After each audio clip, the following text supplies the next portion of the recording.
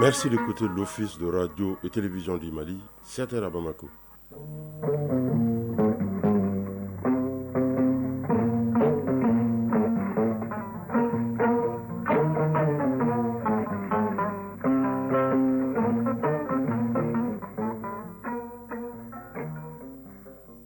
Le journal. Oumar Moussa Traoré. Mercredi 13 novembre 2024, bonjour et bienvenue. Ciel nuageux sur Bamako où le mercure ne devrait pas descendre sous la barre des 19 degrés affichés en ce moment, pour une maximale de 37 degrés au cours de la journée. À la une de l'actualité de ce matin, demain 14 novembre, cela fera un an jour pour jour que l'armée nationale posait pied à Kidal après une décennie d'absence de l'État. C'est une ville qui a renoué désormais avec la présence de l'État, les services sociaux de base et les activités socio-économiques. Notre correspondant Sidi El-Meidi Ag Al-Baka, dans ce premier dossier de la rédaction, se penche sur la sécurité retrouvée à Kidal. Un mot de l'actualité de l'AES qui nous conduira notamment au Burkina Faso où les forces de défense et de sécurité viennent de déjouer un vaste complot visant à déstabiliser les institutions de la transition sur fond de tentatives de corruption avec un pactole qui donne le tournis, 5 milliards de francs CFA. Le complot a été déjoué grâce au patriotisme des éléments des forces de défense et de sécurité du Burkina Faso. Depuis la chronique de l'environnement, dans le rendez-vous du mercredi, Agibou Koulibaly évoque aujourd'hui l'accent que la délégation spéciale de l'Amérique du district de Bamako met à présent sur une gestion rigoureuse des ressources et une implication active de la communauté dans le cadre de la nouvelle vision d'un Bamako plus propre, plus verdoyant et bien organisé. Enfin, en sport football, la saison sportive 2024-2025 donne finalement son coup d'envoi ce dimanche à la faveur de la Super Coupe opposant le Doliba AC au Stade malien de Bamako. Depuis 5e journée des éliminatoires de la CAN Maroc 2025, les Aigles en veillée d'armes à Maputo, au Mozambique, en vue de leur rencontre de ce vendredi, ont eu leur première séance d'entraînement hier. Le dernier lot de 3 joueurs est attendu aujourd'hui à Maputo pour compléter le groupe Aigle. La synthèse de l'actualité sportive, ce sera avec Aridou Matina. Voilà pour le sommaire. Pour démarrer cette édition, nous allons évoquer les leçons de citoyenneté qui se poursuivent au palais des pionniers de Banyambougou. 3 membres du gouvernement étaient face aux jeunes de la deuxième cohorte à l'école de la citoyenneté, les ministres de la promotion de la femme, de l'agriculture et de la justice. Chacun, après avoir présenté les actions menées, a déjà dégagé des pistes destinées à faire d'eux des vrais citoyens dans un pays en pleine refondation. Compte rendu, Fadem Bakeita. La citoyenneté s'hérite, mais s'inculque si la notion d'État, l'incivisme ou le manque de patriotisme échappe à plus d'un. La série de panels d'exposés sur les actions menées par les membres du gouvernement et sur des thèmes pertinents par certains responsables s'inscrivent dans ce cadre. Koulibaly Mariam Maïga, ministre de la promotion de la femme, de l'enfant et de la famille.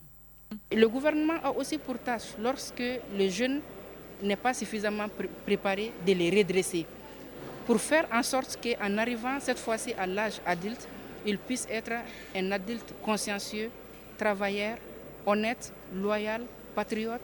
Daniel Simeon Kelema, ministre de l'Agriculture. On constate avec beaucoup de plaisir que la mentalité par rapport au secteur agricole a beaucoup évolué. Et chacun comprend aujourd'hui que l'agriculture occupe une place importante pour le développement économique du pays. En plus de l'élaboration des textes de loi dans les domaines du droit de la famille, des procédures civiles et pénales, le ministère de la Justice et des droits de l'homme garantit le fonctionnement des juridictions. Mamoudou Kassogué, ministre de la Justice, des droits de l'homme, garde des Sceaux. Nous avons particulièrement parlé des symboles de l'État qui sont particulièrement importants dans le cadre de cette citoyenneté. Parce que je crois que tout citoyen doit connaître les symboles de l'État, pouvoir les respecter. Les nombreuses questions posées par les participants prouvent leur engouement pour les séances de civisme en cours. Ismaël Ibrahim, participant à la deuxième cohorte Menaka. Lors de sa présentation, elle a touché sur 4 axes, qui est l'axe qui parle de la femme, celui qui parle de l'enfant, celui qui parle de la jeunesse. À travers ces programmes qui n'est pas vraiment seulement une formation, qui est une immersion dans l'histoire. Sama Adelbaya, participant de la commune 4. C'est surtout le respect des symboles de l'État. Il a également mis l'accent sur le respect de la justice. Tout ce qui est interdit par la justice, nous devons le respecter. La refondation du pays ne peut répondre à l'attente souhaitée sans un renforcement de la notion de citoyenneté et de patriotisme. Je vous le disais en titre, dans le cadre de l'an 1 de la reprise de Kidal le 14 novembre 2023, des mains des forces du mal, nous avons initié une série de reportages réalisés à Kidal. Aujourd'hui, nous évoquons la situation sécuritaire de la région de Kidal. Toutes les forces de défense et de sécurité sont présentes à Kidal, permettant ainsi à la population de vaguer librement et en toute quiétude à ses occupations. Quel est le moral des troupes? Les hommes sont-ils dans les conditions pour mener à bien leur mission régalienne? Sidi El-Mehdi Ag El-Baka et Adama Kamara ont passé une journée avec le commandant de la 7e région militaire du pays, suivant leur reportage. Kidal, 7e région militaire du pays, le commandant des zones au contact de ces hommes sur le terrain. C'est un exercice de routine pour le colonel-major Daouda Sagara et qui lui permet d'apprécier régulièrement le dispositif sécuritaire et le moral de la troupe engagée sur le théâtre. Notre mission ici consiste à assurer ce qu'on appelle le contrôle de zone. Les FAMA ont pris possession des localités, des points importants et des portions de terrain. Il s'agit actuellement pour nous d'assurer le contrôle de zone. À cet effet, nous sommes articulés comme suit. Dans le cadre de l'opération, le secteur 2 a son PC, le poste de commandement à Kidal au camp 2, avec dans la ville les directions et états-majors des chefs des services techniques, et aussi dans les autres cercles importants et stratégiques comme Tessalit, comme Anefis, comme Aguelhoc, où nous avons ce qu'on appelle les groupements tactiques interarmes, les GTIA, qui opèrent là-bas, qui sont également en contrôle de zone et qui sont aussi appuyés par tous les autres services de défense et de sécurité. Des checkpoints de ce genre, on en voit plusieurs dans la région. Ce sont des positions stratégiques tenues par des hommes bien entraînés et très bien équipés. Au-delà de la sécurisation et la protection des populations, les FAMA œuvrent maintenant à la pacification de la région. Actuellement, c'est dans le cadre du contrôle de zone, c'est des missions spécifiques telles que la mise en place d'un dispositif défensif au niveau de toutes les localités que nous tenons, ce qui permet quand même d'assurer la sécurité de la ville, aussi de garantir la quiétude de la population.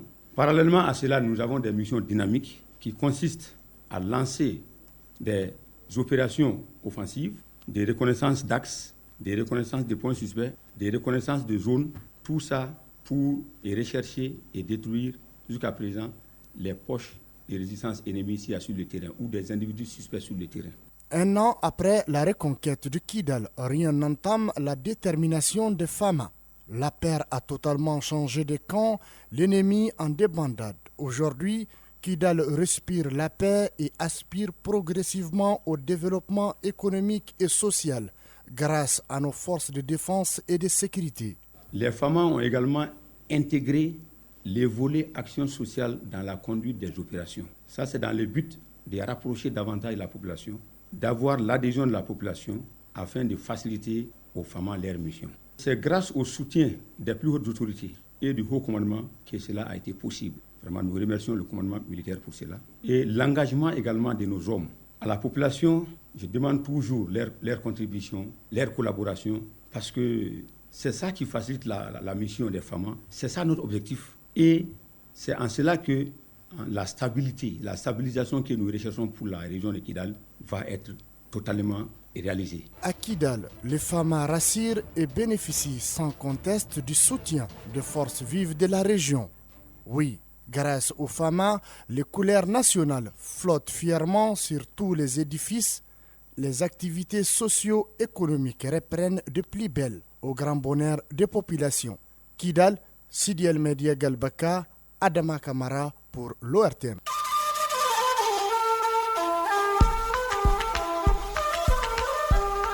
AES, actualité.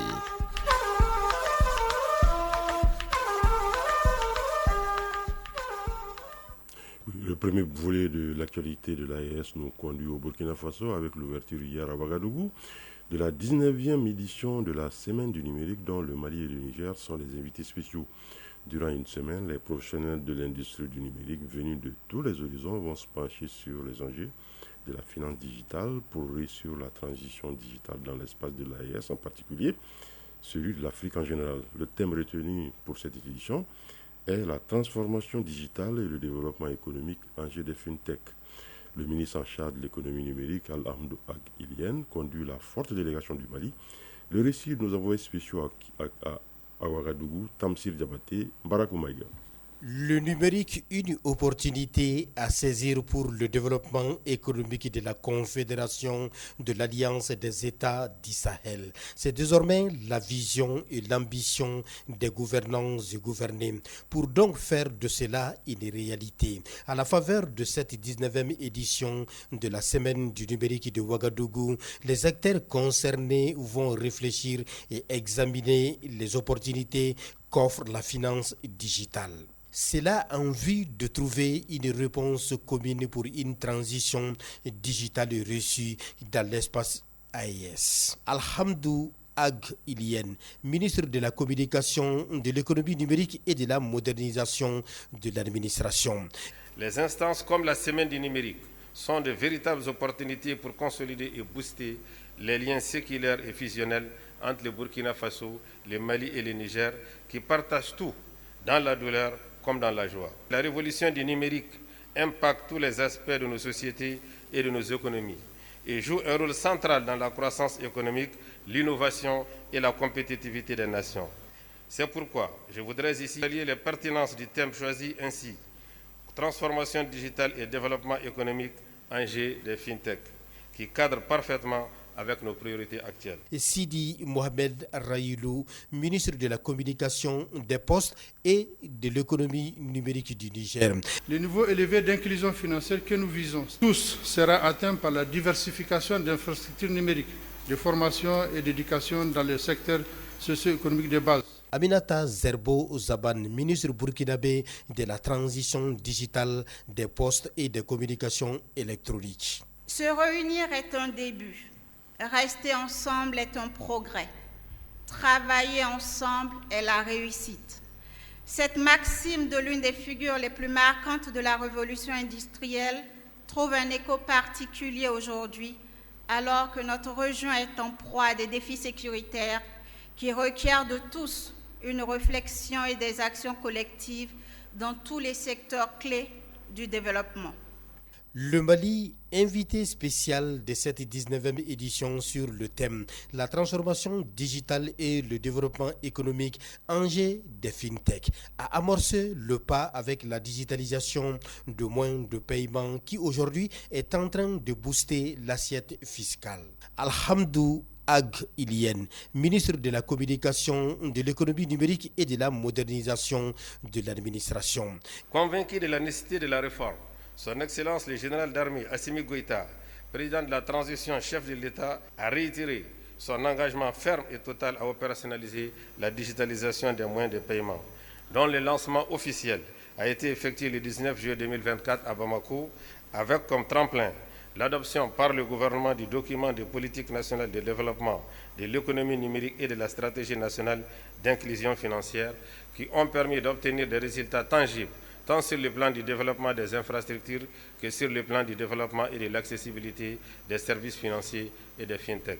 Le rendez-vous de Ouagadougou se veut une plateforme d'échange et de partage pour faire du numérique un moteur d'intégrateur et de développement dans l'espace AES. Ouagadougou, Tamsir Diabaté, Mbarakou Maïga pour l'ORTM. Oui, nous allons rester au Burkina Faso au moment où ce peuple frère donne ce qu'il a pour soutenir les forces combattantes engagées dans la reconquête du territoire. Des individus non encore identifiés mobilisent des milliards pour la déstabilisation des institutions de la transition. Le dernier cas a été révélé ce week-end grâce au patriotisme des soldats qui ont piégé un individu qui voulait enrôler ses soldats avec 5 milliards de francs CFA pour destituer le président du Faso. La tentative a échoué et la population exprime son soutien total aux soldats. Les réactions dans ce dossier signé Rokiatou Ouattara de Radio Burkina.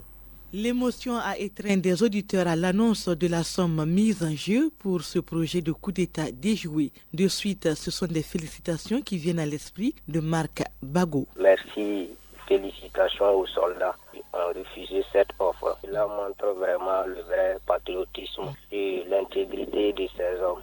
J'étais ému de joie d'attendre cette information. Cet acte patriotique est mis sur le compte de l'éducation reçue par ces militaires, Kassoum Dambré. La somme colossale que ces militaires ont remis à la hiérarchie militaire montre que vraiment l'intégrité réside toujours au Burkina Faso. Mais je remercie les parents de ces soldats-là. Vous voyez que c'est l'éducation qui donne tout ça là. Voilà, si l'éducation était mal acquise là-bas, même si c'était 500 000 francs, il allait. Mais ces militaires étaient conscients que l'héritage le plus indiscutable, c'est le Burkina Faso. Pour Jean Thiombiano, c'est un geste d'amour pour la patrie. Ça montre leur détermination pour leur patrie. Pour dire qu'il n'y a pas mieux, il n'y a pas une photocopie, il n'y a pas un Burkina ailleurs, et il n'y a pas un Burkina réussi aussi qui sera ailleurs. Je pense que c'est de dire merci effectivement parce que ça interpelle tout un chacun dans son coin, que ce soit pour moi et autres. Kilimité Kambou estime que pour que cela fasse des émulations, ces soldats intègres doivent être reconnus par la nation. Ces soldats-là, on doit tout d'abord leur donner des grades, ensuite les décorer. Le refus de tremper dans un complot contre son pays montre que la gouvernance vertueuse au sommet de l'État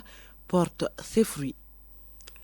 Voilà, le dernier élément à verser au dossier AES nous conduit au Niger, où un groupe de combattants du Front populaire de libération FPL a déposé les armes. C'était au cours d'une cérémonie tenue au gouvernorat d'Agadez, en présence du gouverneur de la région, le général de brigade Ibrahim Aboulama, et de plusieurs personnalités civiles et militaires. Compte rendu Diallo Abdoul Chalil de la Voix du Sahel.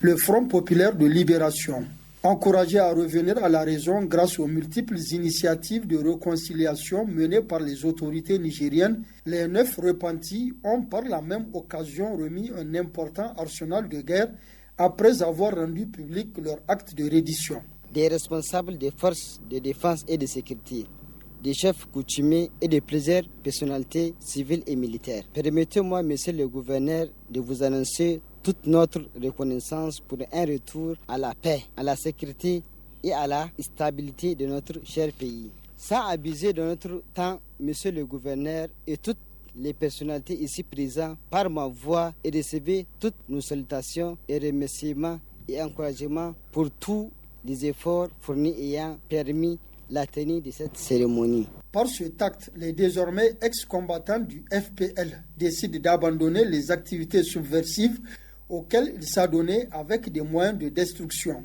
C'est pourquoi le gouverneur de la région d'Agadez, le général de brigade Ibrahim Issa, les a remerciés et félicités au nom des plus hautes autorités du pays. Et remercier et les féliciter au nom du chef de l'État, le général de brigade Abdourahmane Tiani, au nom du Premier ministre et de l'ensemble du gouvernement, pour ce geste hautement salutaire qu'ils viennent d'accomplir en déposant les armes, pour construire dans la paix, la stabilité, le développement du pays. Cette reddition des 9 combattants du FPL qui intervient une dizaine de jours seulement après celle de 3 autres combattants intervenus à Dirkou est donc une preuve supplémentaire des nombreux efforts que déploie le Conseil national pour la sauvegarde de la patrie et le gouvernement du Niger pour garantir la sécurité sur l'ensemble du territoire national. Un mot de l'actualité hors des frontières de l'AES et direction Sénégal. Plus que 4 jours avant les législatives anticipées au Sénégal, la campagne bat son plein dans les principales villes du pays. Les Sénégalais sont appelés à élire une nouvelle assemblée après la dissolution prononcée en septembre par le nouveau président Bassirou Diomaye Faye de l'actuel Parlement encore dominé par le camp de l'ancien président Macky Sall. Le PASTEF, avec comme tête de liste le Premier ministre Sonko, vise une majorité qui lui permettrait avec le président Faye de mettre en œuvre leurs promesses de rupture et de transformation de l'État. Le Somaliland, république autoproclamée qui a fait sécession de la Somalie, élit aujourd'hui son président à un moment capital de son histoire, où sa quête de reconnaissance internationale secoue la corne de l'Afrique. À travers la région, 1,22 million d'électeurs inscrits ont commencé à voter peu après 6 heures locales, 3 heures GMT, pour choisir entre le chef de l'État sortant, Mousé Bihi, le président du principal parti d'opposition, Abdirahman Mohamed Abdoulaye, et le leader du parti de la justice sociale, Faisal Ali Warabé. L'Allemagne se dirige vers des élections législatives anticipées le 23 février prochain et une très probable alternance à la tête du pays. Le scrutin devrait intervenir après l'éclatement de la coalition d'Olaf Scholz, minée par les désaccords. La date du scrutin, qui a fait l'objet de plusieurs jours de bras de fer, a été approuvée par le principal parti d'opposition. Les conservateurs de la CDU, CSU et le Parti social-démocrate du chancelier Scholz. Auparavant, le 16 décembre, le chancelier se soumettra au vote de confiance des députés du Bundestag, la chambre basse du Parlement, où il n'a plus de majorité. La page sport dans un instant.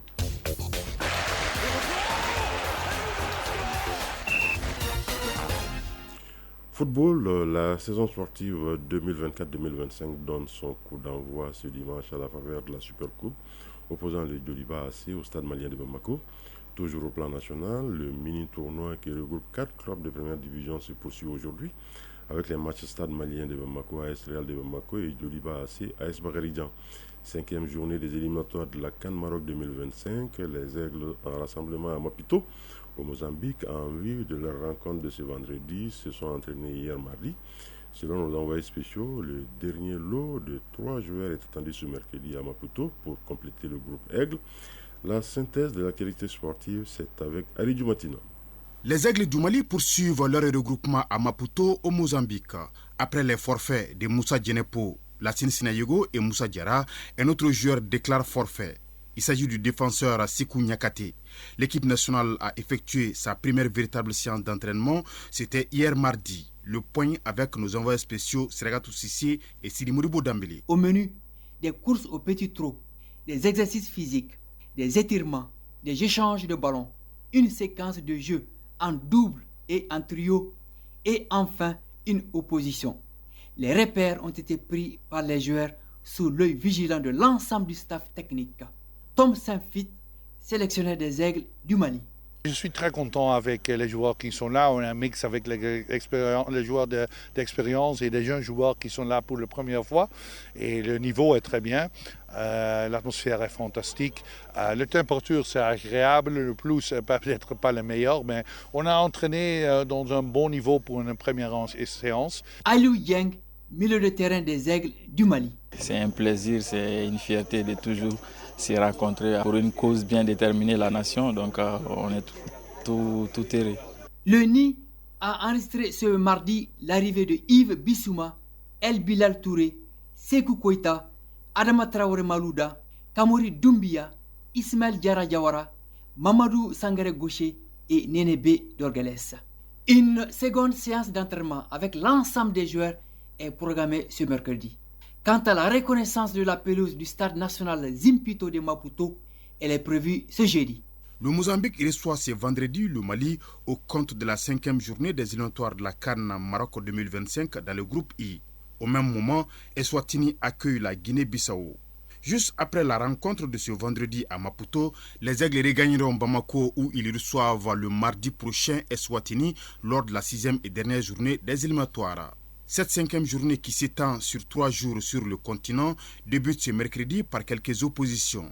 Dans le groupe J, la Namibie affronte le Cameroun déjà qualifié. Il y aura Libéria-Togo dans le groupe E et les Sao du Tchad croisent dans le groupe G la Sierra Leone. Toujours lors de cette 5e journée, il y aura à Bamako au stade du 26 mars, ce jeudi à 19h, ce choc sous-régional Burkina Faso-Sénégal.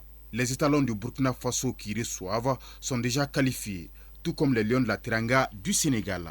Au plan national, le mini-tournoi à 4 initié par la Fédération malienne de football prévoit ce mercredi Stade malien de Bamako AS Real et Djoliba Athletic Club AS Bakaridjan. Les deux rencontres se jouent au stade Mamadou Konaté. Ce tournoi est initié par la Fédération pour permettre à nos deux représentants, le Djoliba Athletic Club et le Stade malien de Bamako, engagés dans les compétitions africaines des clubs, d'être plus compétitifs. Rappelons que la phase de poule de la Ligue des champions et de la Coupe de la Confédération démarre dans 2 semaines. D'ici là, le Djoliba AC et le Stade malien de Bamako vont s'affronter ce dimanche à la faveur de la Supercoupe, annonçant le démarrage de la nouvelle saison. Cette saison, un nouveau chapitre va s'ouvrir pour notre football qui va embrasser le professionnalisme. Un processus longtemps envisagé et qui devient désormais une réalité. Les 14 clubs concernés pour le championnat professionnel ont reçu leur certificat de licence professionnelle. Les regards sont ainsi tournés vers la première journée du championnat professionnel prévue à partir du 23 novembre prochain. Chronique de l'environnement. Voilà, alors que la délégation spéciale de la mairie du district de Bamako poursuit sa mission de dynamisation, La durabilité des actions menées en matière de gouvernance financière, d'assainissement et d'embellissement de la ville devient une priorité sous la direction de Bala Traoré. L'accent est mis sur une gestion rigoureuse des ressources et une implication active de la communauté dans cette vision d'un Bamako plus propre, plus verdoyant et mieux organisé. Quels sont les objectifs à long terme et comment cette équipe envisage-t-elle de pérenniser les acquis au-delà de son mandat actuel? Réponse dans la chronique environnement, c'est une réalisation de Agibou Koulibaly.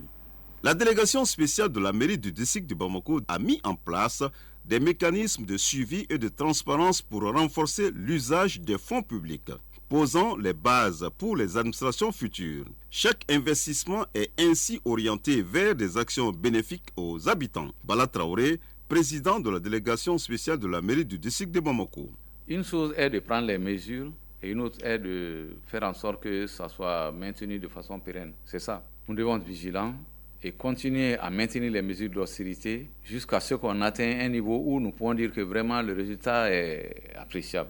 À long terme, la délégation s'engage dans une transformation urbaine axée sur la durabilité environnementale. Les priorités incluent l'agrandissement des espaces verts, la promotion du transport public écologique et le renforcement des initiatives de recyclage et d'assainissement. Nous sommes en train d'envisager beaucoup de projets. Nous sommes en négociation avec des opérateurs chinois. L'idée est de faire ce qu'on appelle, nous, la ligne verte. Il s'agira depuis Niamana, en passant par le Pont Fad, en venant jusqu'au centre-ville, une ligne de tramway.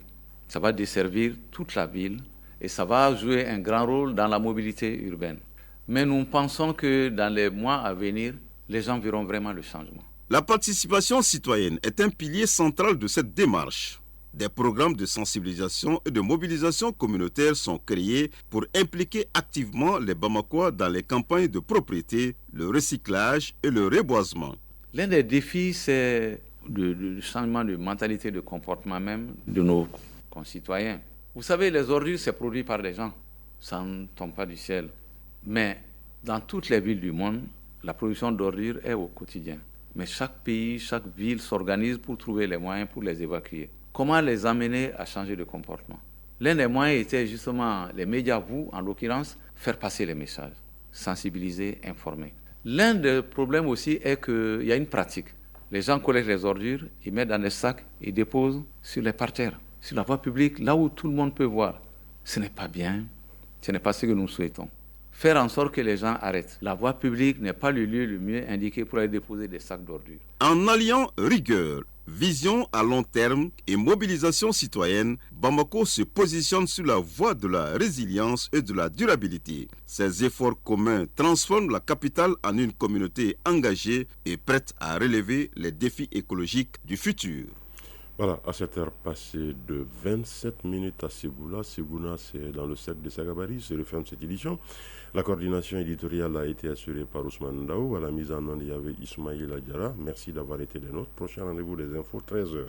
Vous retrouverez Mbemba Sibi, mais d'ici là, je vous propose de suivre tout à l'heure la page météo avec Mahamadou Keita. Les avis et communiqués avec Doudou Temili. Retrouvez cette édition sur www.ortm.ml et sur l'ensemble de nos plateformes digitales. La mise en ligne de la présente a été assurée par Mohamed Koulibaly. Excellente suite de programme sur l'ORTM.